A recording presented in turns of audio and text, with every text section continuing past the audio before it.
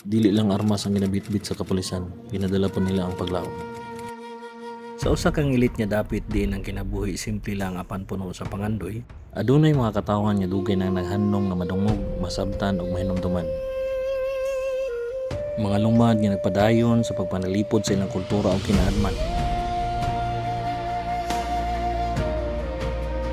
Apan sama sa uban nanginahanglan usab sila og pag-atiman, proteksyon ug pagtagad.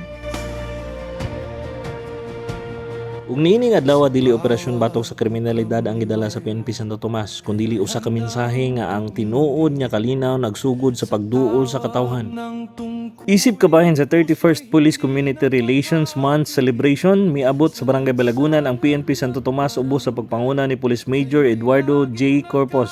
Kauban usab niya sila Police Executive Master Sergeant Jocelyn Partol, Police Master Sergeant Bernie Polo, Police Master Sergeant Maria Corazon Arsaga, Police Corporal Janice Auditor ug si Police Corporal Claudine Griffel Bandigan. Karong adlaw ang ilang serbisyo gidala dinhi sa atong barangay, diin ilang gikuha kini nga oportunidad aron makig-uban ug makigstorya sa atong mga indigenous peoples or IPs. Gihatagan nila og kasayuran ang atong mga IPs bahin sa crime prevention aron mas mapanalipdan nila ang ilang kaugalingon ug ang ilang komunidad batok sa krimen. Gipahinumduman usab sila sa dakong kadaot nga mamahimong epekto sa illegal nga droga dili lamang sa usa ka tawo kundi sa tibuok pamilya ug sa umaabot nga mga kabatan-onan.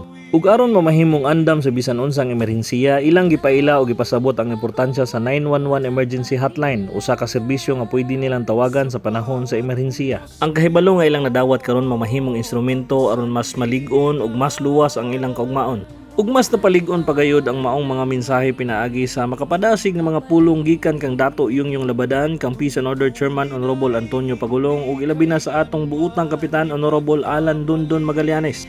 Ang ilang mensahe nagpamatuod nga ang kalinaw dili responsibilidad sa usa lamang ka sektor kundi usa ka buluhaton nga kinahanglan paningkamutan sa tanan.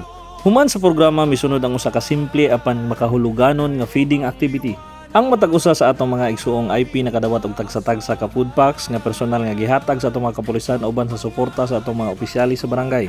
Naghiusa sa mong kalihukan sila Barangay Captain Honorable Dondon Magallanes, IPMR Dato Yungyong Labadan, Honorable Antonio Pagulong, Honorable Alfredo Arsaga ug Honorable John Pineda. Sa ilang mga pahiyo makita nato nga usahay ang usa ka simple nga pagkaon dili lamang makapabusog sa tiyan kundi makapabusog usab sa paglaom ug pagbati nga adunay komodidad nga nagatiman kanila.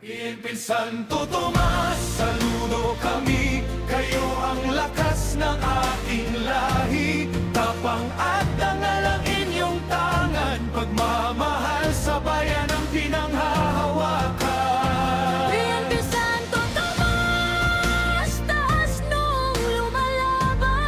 Para sa kapayapaan ng bawat tahanan.